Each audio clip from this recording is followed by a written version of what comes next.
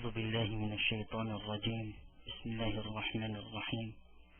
الحمد لله رب العالمين، وأفضل الصلاة وأتم التسليم على سيدنا محمد وعلى آله وصحبه أجمعين. اللهم علمنا ما ينفعنا، وانفعنا ربنا بما علمتنا، وزدنا من كرمك علما يا رب العالمين. اللهم طهر قلوبنا وأزل عيوبنا، وتولنا بالحسنى وزينا بالتقوى، واجمع لنا خيري الآخرة والأولى، وارزقنا طاعتك ما أبقيتنا يا رحمن يا رحيم. اللهم أخرجنا من ظلمات الوهم، وأدخلنا في نور الفهم، وعلمنا بالحلم، وزينا بالعلم، واجعلنا من الذين يستمعون القول فيتبعون أحسنه يا ذا الجلال والإكرام. اللهم افتح علينا فتوح العارفين، ووفقنا توفيق الصالحين، واجعلنا من الذين يتقربون إليك على علم وبصيرة وهدى يا فتاح يا عليم. وبعد. الحمد لله, by the mercy of Allah subhanahu wa ta'ala and His ni'mah upon us, this is the 13th lesson in the book Tibb Al-Ruhani by Imam Abu al-Faraj Abdurrahman ibn al-Jawzi rahimahullahu tabaraka wa ta'ala. In the previous lesson we looked at the disease of al-hiqd, which is malice and desiring harm for somebody. And what we've learned is, number one, be good to others always, because people always remember the good or bad that we do to them. Number two, compete with each other in doing good or in fulfilling any command of Allah subhanahu wa ta'ala or the Prophet alayhi salatu wasalam, the way we saw in the story. Abu Bakr as-Siddiq radiallahu anhu and Umar ibn al-Khattab competing to fulfill the request of the Prophet alayhi salatu wasalam. Congratulate others on their successes and not be jealous of them, the way Talha ibn Ubaydillah congratulated Sa'd ibn Malik for his tawbah. Reach out to those who cut you off, pardon those who do you wrong, and treat well those who treat you badly. When others wrong you, think about how it may be your fault first, rather than holding the person with contempt. Always think that maybe it's something I did, not necessarily the person just doing wrong to me, or think that maybe it's Allah subhanahu wa ta'ala punishing me for something I've done wrong, or Allah subhanahu wa ta'ala giving me an opportunity to be forgiven, or giving me an opportunity to be lifted in daraja, and so on, rather than to hold the person with contempt. Today he moves on to the next disease from the Ummahat al-Amrad, from the main diseases of the heart, which is anger, one of the greatest diseases of the heart and one of the most common that affects most people, and it's the most difficult to control or abate or even get rid of.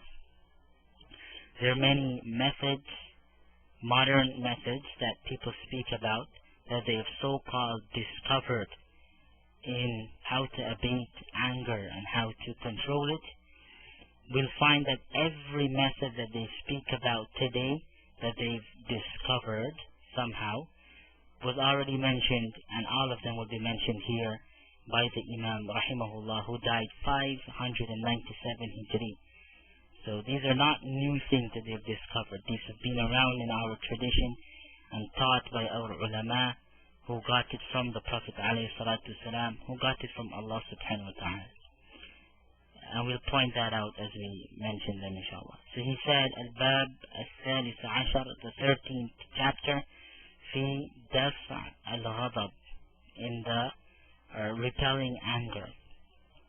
لقد بينا أن الغضب إنما ركب في الطبع الآدمي على دفع الأذى عنه والانتقام من المؤذي له.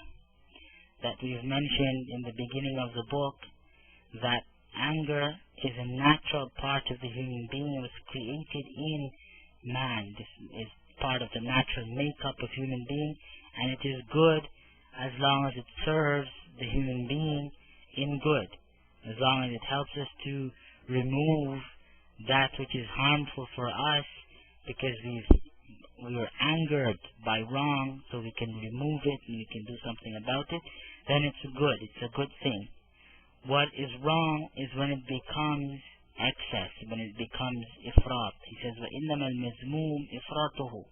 What is blameworthy is when we allow anger to, or we express anger in a way that is beyond what is permissible. فَإِنَّهُ حِينَئِذٍ يُزِيلُ التَّمَاسُكَ, because it, at that point, takes away from the human being the ability to have control over his or herself.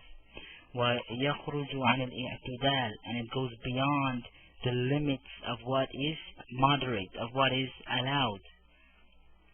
فَيَحْمِلُ عَلَى تَجَاوُزِ الصَّوَابِ, and then it takes you out of the ability of being correct, because we don't think anymore in a logical way, and we start to say things that doesn't make sense, and we start to do things that are wrong. Even if we may be initially in the right, if we allow our anger to go out of control, then we may become wrong. Right? We may become in the wrong, we may cause harm to others.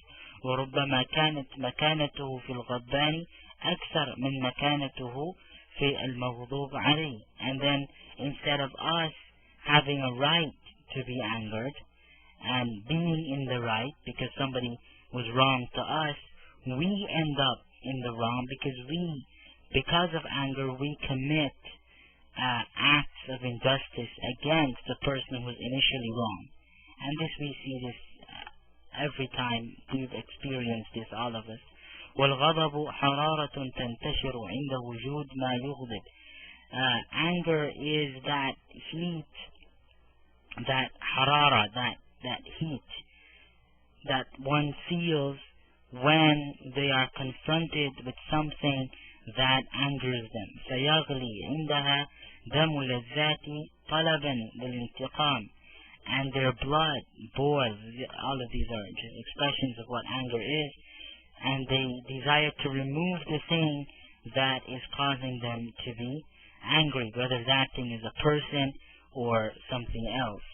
وَرُبَّمَا أَثَرَ الْحُمَى, and sometimes extreme anger can even lead to sickness. Somebody can get a fever by having real anger. It can cause them their body temperature to go up to the point that they become ill or sick. وَسَبَبُهُ فِي الْغَالِبِ الْكِبْرِ, and this is important. He said that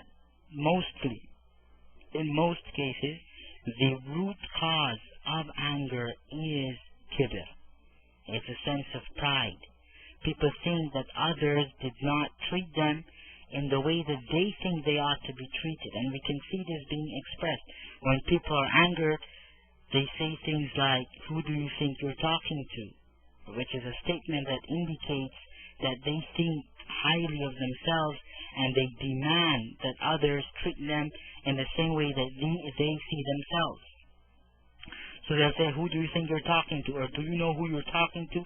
Or, "How can you say something like that to me?" Or, something like that. In other words, they think that they're higher than you and you have no right to tell them anything or speak to them in a certain way or act to them in a certain manner.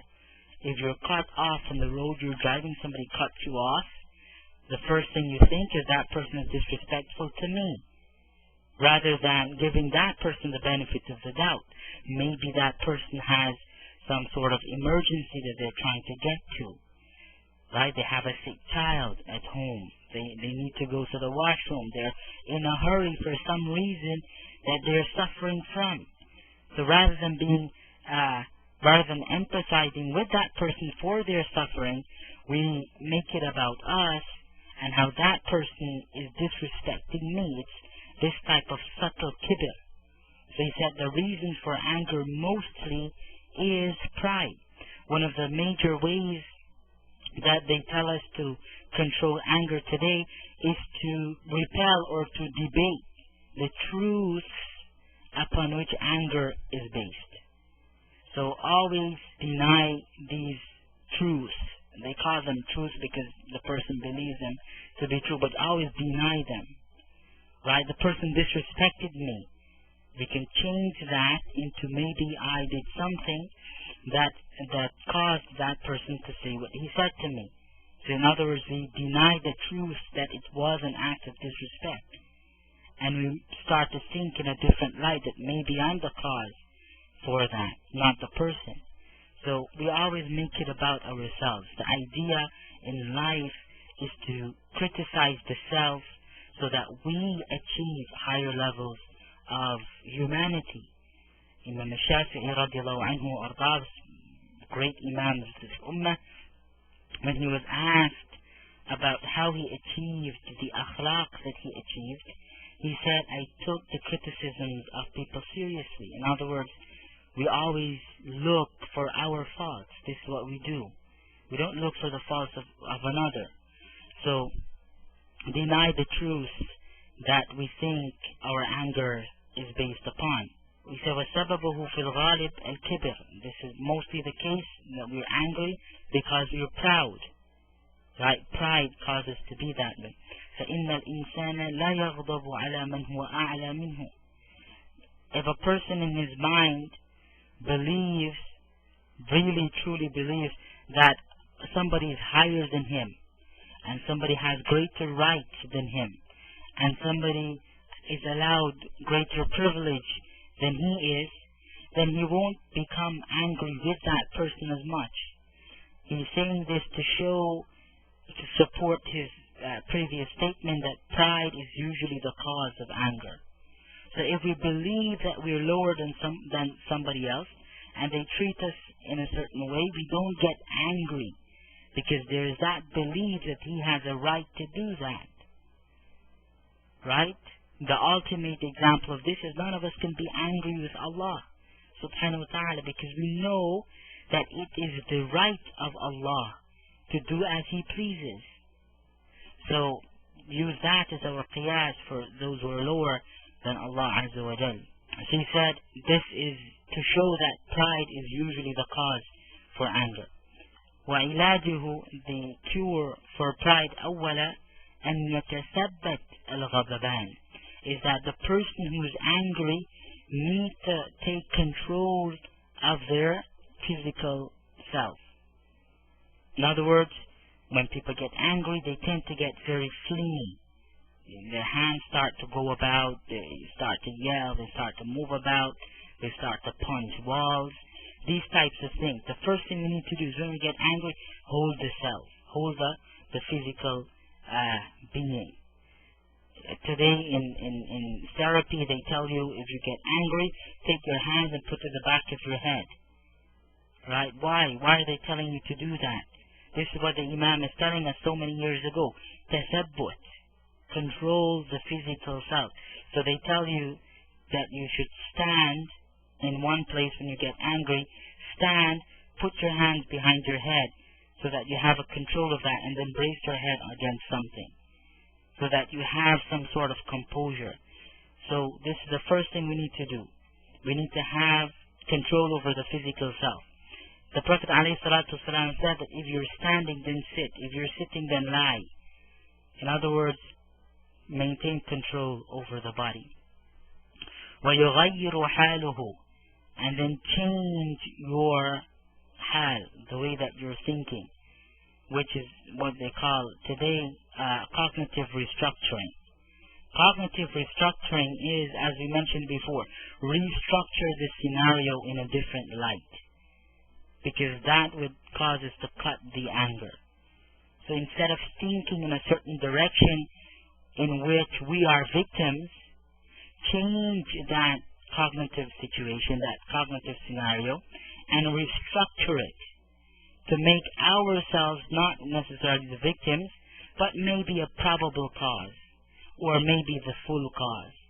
So in that way we become apologetic, rather than demanding an apology from the person we think caused us to be angry.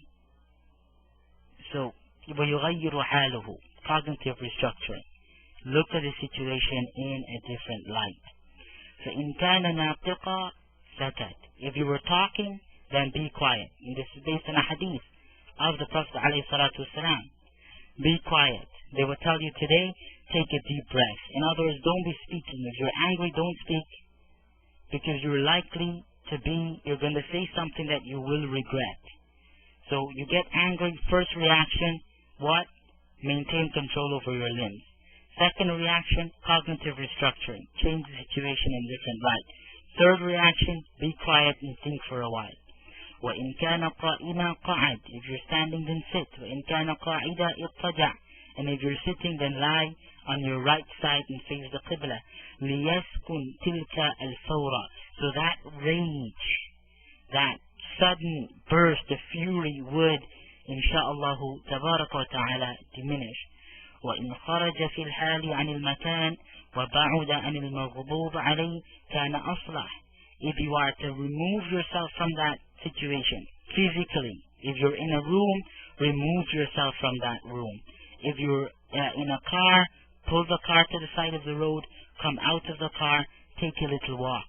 Remove yourself physically from the situation, which they say, Daniel Coleman in the Emotional Intelligence, he say that the scientists say that this is the best method. The best method of diminishing anger is to remove oneself physically from the place that the situation that angered them occurred. Just move away from that. So he said, if you can do that, kana aslah. This is the best way of curing that disease. ثم يتفكر في فضل كظم الغيظ. This is also another method that modern doctors so-called discovered, which is to rethink in a positive light. In other words, how can I benefit from this situation rather than not benefit? If I remain angry, I will not benefit. My stress level would go up. I may say something that causes harm to me or another. I may do something physically that brings harm to myself or to another person. These are all negative results. Think about the positive results. How can I change this negative situation into a positive situation?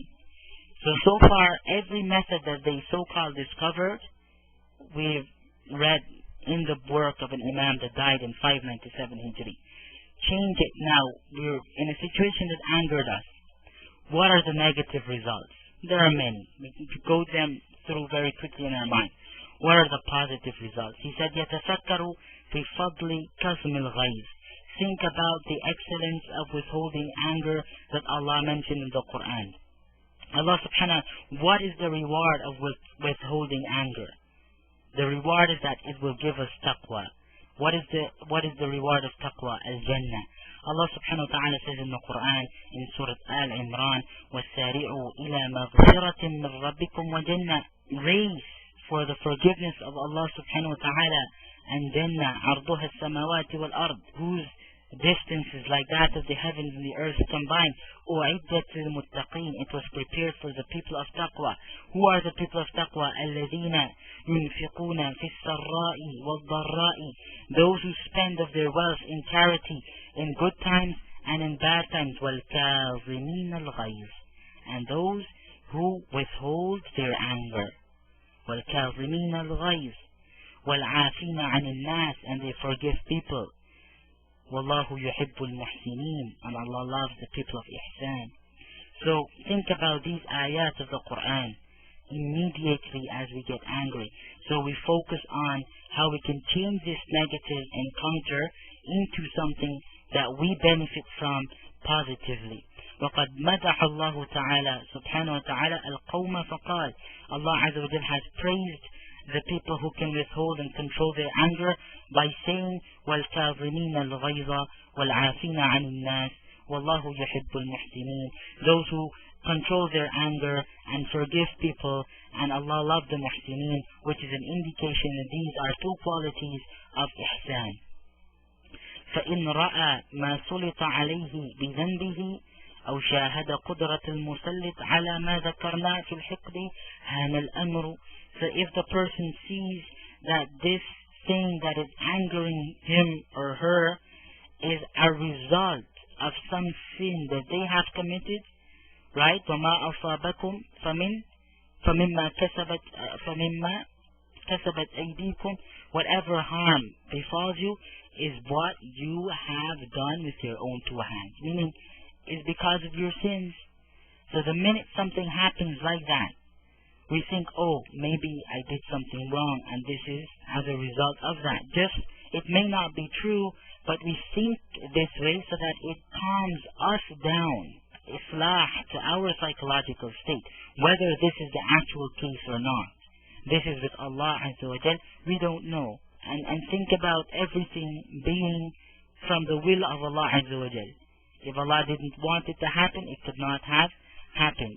And He said, we mentioned this in the previous chapter of Al-Haqq, if we do this and go through this thought process at the point of being angry, then what happens? هَانَ الْأَمْرُ.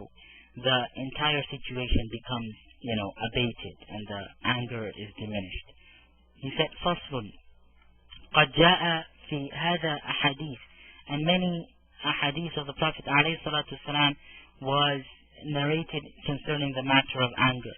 فذكر بسنده إلى أبي هريرة رضي الله عنه. Al-Imam al-Bukhari mentioned in an unbroken chain to Sayyidina Abu Hurairah رضي الله عنه وأرضاه. He said, أتى النبي عليه الصلاة والسلام رجل فقال أوصني. قال لا تغضب. فرددها مرارا. قال لا تغضب. Abu Hurairah رضي الله عنه said that somebody came to the Prophet عليه الصلاة والسلام and said, give me advice, give me something, good advice. And the Prophet ﷺ told that person 7 times, لا تغضب, لا تغضب, لا تغضب. That was 7 times that he repeated, do not be angry. The person said, then what? Do not be angry. Then what? Do not be angry. 7 times.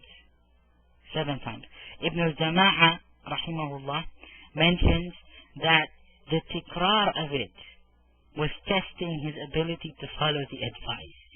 Because if somebody's coming to you for advice and 7 times you're repeating the same thing, it can be annoying. So right there the Prophet is testing him for him to follow the advice at that moment. Sallallahu alayhi wa ala alihi wa sahbihi wa sallam. وقال رسول الله صلى الله عليه وسلم. The Messenger of Allah alayhi salatu wasalam also said, ليس الشديد بالسرعة إنما الشديد الذي يملك نفسه عند الغضب. That the shadid, the strong person, is not the one who can win in every conflict, but the strong person is the one who has the strength to withhold himself when he is angry. This is the strong person. Not only the strong person, but from the Sharia point of view, the just and upright person. One of the definitions of, or included in the definition of adlu shahada in the Shafi'i school, I don't know about the other madhahib, in the Shafi'i school, one of the aspects that would allow a person to be adlu shahada, he's an upright witness in matters of Sharia, is that yu'man inda al-ghadab, that when he's angry, people can still be safe in his presence from his actions and his words. But if somebody's overcome by anger to the point that they say things that they don't mean, or they do things that they don't mean to do, then their witnessing would not be accepted in a court of Sharia, because then they are not fully trustworthy. Because if they get angry, they can lie in their witnessing. If they get angry, they can make up or change details in their witnessing when they're pushed by the person they're witnessing against, and they can end up lying on a person. So their shahada would not be valid. This is how serious anger is. That a person may be an upright Muslim, prays all of the time, does all of the wajibat, stays away from the muharramat, his good qualities are more than his bad qualities, but he has one problem of losing himself in anger, and imagine that one thing would make him not trustworthy witness in matters of Sharia. He said that the strong person is not the one who can win in every conflict, but the strong person is the one who has the strength to withhold, to maintain composure when angry. And he said, وأخرجنا من حديث سليمان بن صرد قال كنت جالسا مع النبي صلى الله عليه وسلم ورجلان يستبان. He said that we collected from the hadith of Salman. He said, I was sitting once with the Prophet عليه الصلاة والسلام, and there were two men arguing, and they were trying to clarify their way in a matter. وأحدهما قد احمر وجهه وانتفخت أوداجه. And one of them, his face got red with anger, and his jugular veins became swollen. فقال النبي, the Prophet عليه الصلاة والسلام said, إني لأعلم كلمة لو قالها لذهب عنه ما يجد. لو قال أعوذ بالله من الشيطان الرجيم ذهب عنه ما يجد. The Prophet عليه الصلاة والسلام said, I know of something, if he says it, it can take away from him what he finds that is angering him. If he says أعوذ بالله من الشيطان الرجيم, then his anger would be removed from him. فقالوا, the Sahaba رضي الله عنهم, they went and they told the man who was getting angry, إن النبي صلى الله عليه وسلم قال نعوذ بالله من الشيطان الرجيم فقال أو بي جنون. So they went and they told him at the point where he was angry that the Prophet said, say أعوذ بالله من الشيطان الرجيم, and he said, what, am I crazy? Like, do you need to repel the devil in order to say that? Which in another narration, or not in another hadith, Ibn Kathir mentions this in his tafsir, that the Prophet ﷺ was walking with Mu'adh ibn Jabal, and they saw two men arguing, and the Prophet said to Mu'adh radiallahu anhu, I can tell you something that if he says it, that anger would be removed from him. And he said, what? And the Prophet told him, if he said أعوذ بالله من الشيطان الرجيم, then that would be removed from him. And Mu'adh ibn Jabal, enthusiastic about that, went and told the man, and the man told him something, I can't remember what it was, and the Prophet laughed at Mu'adh ibn Jabal. In other words, you can't tell people that while they are angry. Right? You don't go and tell them that while they're angry. Before they get to that point of uncontrollable anger, they should say أعوذ بالله من الشيطان الرجيم. These are steps to prevent reaching that point. When somebody is at that point, do not tell them things like that. And also do not mention that. This is common when people argue, they tell others, they quote hadith and Quran. Don't do that when somebody is at a point of uncontrollable anger, because you may be the cause for the kufr of that person. Because if you tell them hadith at that point, or you tell them Quran at that point, or some ruling of the Sharia, and it's true, they understand it, it's a fact, they don't mean to insult the Quran or the Sunnah or the Sharia, but at that point they're not thinking straight, and so they may say something that is an insult against the Quran or the Prophet ﷺ or the Sharia, and that whether they were in a state of anger or not is kufr. They need to take that shahada when they calm down. So it's your responsibility not to tell people that at the point of uncontrollable anger.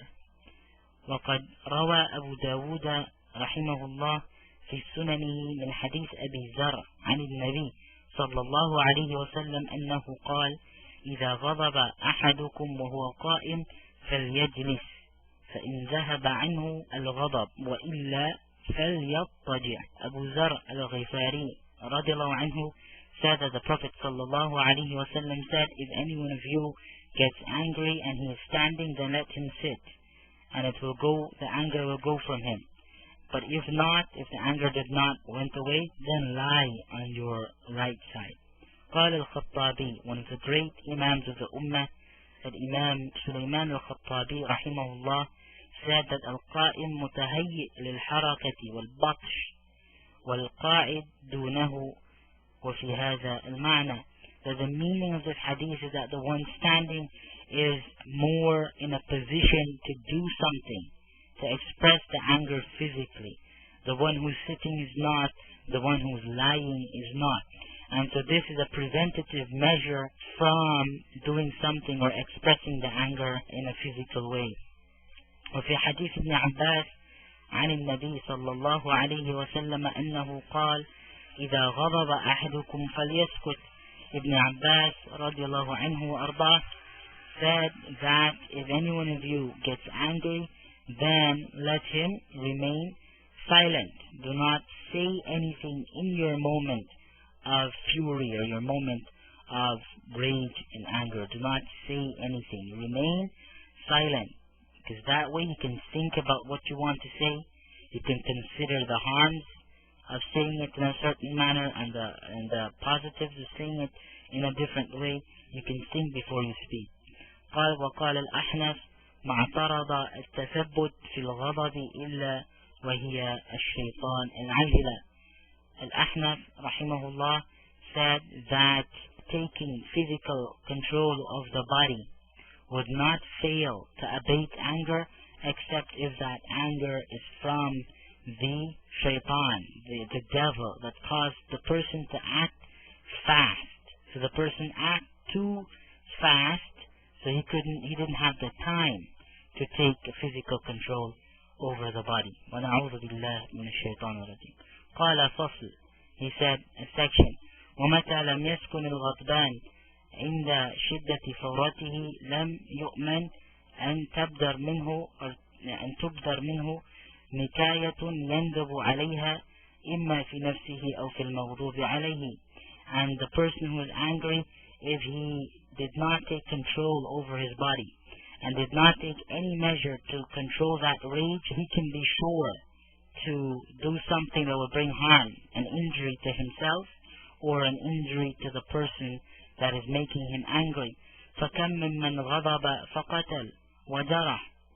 And how many people got angry and it caused them to kill because they didn't take any measures to control that anger. وَجَرَحْ, and they caused injury to themselves or others. أَوْ كَسَرَ عَضْوَ وَلَدِهِ, or they broke the bones or broke the skin of, or even the emotions of their children. ثُمَّ بَقَى الدَّهْرِ نَادِمًا, and then they cry for the rest of their lives in regret عَلَى مَا فَعَلْ, because of what they have done. وَمِنْهُمْ مَنْ يَنْكَأَ فِي نَفْسِهِ, and there are those who cause injury to themselves. People punch windows and cut their hands. People punch walls and break their bones. People break their windows and their properties, all sorts of things when they're angry. فَإِنَّ رَجُلًا غَضَبَ مَرَّةً فَصَاحَ فَنَفَثَ الدَّمْ فِي الْحَالِ. There was one man who got angry and he shouted to the top of his voice and started spitting blood at the exact moment. وَأَدَّى بِهِ الْأَمْرُ إِلَى الْهَلَاكِ, and it caused him to die sometime after. فَمَاتَ وَلَكَمَ رَجُلٌ رَجُلًا فَانْكَسَرَتْ أَصَابِعَ اللَّاكِمِ. One person got angry and punched another person and he broke his fingers. The one who punched broke his fingers. وَلَمْ يَسْتَضَرْ الْمَلْكُومِ, while no major injury was caused to the person who he punched, probably a very strong person. ومن العلاج أن يتصور الغضبان حاله عند الغضب. One cure of this disease is that the person's angry should picture himself while he's angry, what he sounds like and what he acts like. A good way now, because this is the age of imagery, somebody should have somebody tape them when they're angry and then show it back to them after they have calmed down, and then they will see how animalistic they become. And that itself would serve, insha'Allah, as a deterrent to this type of behavior. ثم يتصور حاله عند السكون, and then think about himself in moments of calmness, and he would see a great difference, and he would be ashamed of how he acts when he's angry. فحينئذ يعلم أن حالة الغضب حالة جنون. And when somebody sees themselves in moments of anger, how they behave, they would be sure that this is madness. They would think that I was insane at that moment. This is not me. وخروج عن مقتضى العقل, and they would realize how far removed from the realm of intelligence they are when they are angry. ومتى لم ينثني عزم الغضبان عن ضرب المغضوب عليه فاستقر وغير ذلك وعد نفسه بالفعل بشرط التثبت. If somebody finds that when they're angry it's within themselves to really cause harm to another, like they want to hit them or punch them, tell yourself this. Let me think about it for 2 minutes. If I still want to, then I will. So it gives you an opportunity to think. And then they say to themselves that, you know what, I will continue, I will hit that person, but with more control over my body. فإنه إذا حصل التثبت رأى قبح ما عزم عليه فترك. And if somebody does this, Ibn al-Jawzi rahimahullah is guaranteeing that if they do this, they tell themselves, let me calm down. If I still want to hit him, then I will do that, but I will do it with more control. When they calm down and they regain control, they would lose the desire to hit the person. That will go away, because that was in a moment of madness, and that will go away from them. فقد كان السلف إذا غضبوا غفروا وصفحوا طلبا لفضيلة العفو. And the Salaf al-Salih, the early generations of this ummah, the first 3 generations, when they would get angry, the first thing they would do is forgive. I forgive you for whatever you've done to anger me. وصفحوا, and they overlook the problem. طلبا لفضيلة العفو, hoping for the rewards of forgiveness. وكظم الغيظ, and the rewards of withholding anger.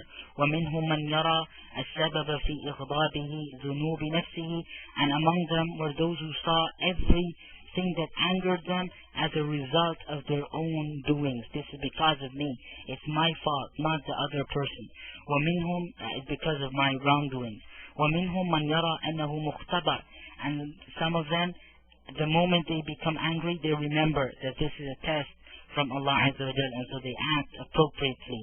إلى غير ذلك مما ذكرناه في باب الحقد, and other things that they would tell themselves that we mentioned in the previous chapter of Al-Hiqd. وفي بعض كتب الله تعالى, and some of the revealed texts other than the Quran, there was an ayah that says, يا ابن آدم اذكروني إذا غضبت أذكرك. O children of Adam, remember me when you're angry, and I would remember you. وإذا عصيت فلا أمحقك مع من أمحق. And remember me when you're about to do something wrong, and I would not destroy you among the people whom I destroy. وإذا ظلمت فرض بنصرتي فإن نصرتي خير لك. وإذا ظلمت فرض بنصرتي فإن نصرتي خير لك من نصرتك لنفسك. And if you are wronged by somebody else, then be hopeful for my victory, because the victory that I would grant you is better than a victory that you can attain by yourself. وقال مورق ما تكلمت بكلمة في الغضب فندمت عليها في الرضا. That I had so much control over myself that I never spoke a word in anger, that when I've calmed down, I was not pleased with it. In other words, I always think about what I say, even in my moments of anger. وكان ابن عون لا يغضب فإذا أغضبه رجل قال بارك الله فيك. Ibn Aun rahimahullah, it is said that he would never become angry, and if anybody angers him, he would say to them, may Allah subhanahu wa ta'ala bless you. فصل ولا ينبغي للغضبان على الشخص أن يعاقبه في حال. This is another one of the modern methods that they've so-called discovered. Do not express your anger in the moments of anger, but express it afterwards. But it needs to be expressed. He said it's not appropriate for the angry person to express his anger or punish the person, or take action against the person who angered him while he is angry. وإن كان I can't read that word anyway, but when he's calm, then he should deal with the matter that is angering him. بل يمهل حتى يسكن الغضب. He should wait until his anger has passed. لتكون العقوبة بمقدار الإساءة, so that the punishment allotted would be proportionate to the crime committed, not anything more. لا بمقدار الغضب, not to the extent that the person wanted to cause harm while he was angry. أتى عمر بن عبد العزيز برجل كان واجدا عليه فقال لولا أني غضبان لضربتك ثم خلي سبيله. Umar ibn Abdul Aziz radiallahu anhu was angered by somebody one day, a man who was accusing him of things that he did not do. as a leader. And Umar ibn Abdul Aziz told him, radiallahu anhu, that if I wasn't angry right now, I would have hit you. But because I'm angry, I would not hit you, because it's not right to hit anybody in a moment of anger. This is, according to the Sharia, it's haram for anybody to hit anybody in a moment of anger. Whether it's a parent to a child, a teacher to a student, the Amir to a subject of the Islamic nation, or the executor of a punishment to the person who committed the crime. According to Sharia, it is not permissible in any case that a person hits another person while angry. This is haram. So Umar ibn Abdul Aziz, being a person who's well aware of the Sharia, said, I cannot hit you when I'm angry. ثُمَّ خَلَّ سَبِيلَهُ, and he let him go and did not do anything to that person. May Allah subhanahu wa ta'ala protect us from the disease of anger and every other disease. May Allah subhanahu wa ta'ala make us from the people of taqwa and ihsan. May Allah azza wa make us from the people of Jannah and protect us from the fire. May Allah subhanahu wa ta'ala ease the sufferings of the Muslims wherever they are in these troubling times. هذا وصلى الله على سيدنا محمد وعلى آله وصحبه أجمعين والحمد لله رب العالمين. السلام عليكم ورحمة الله تعالى وبركاته.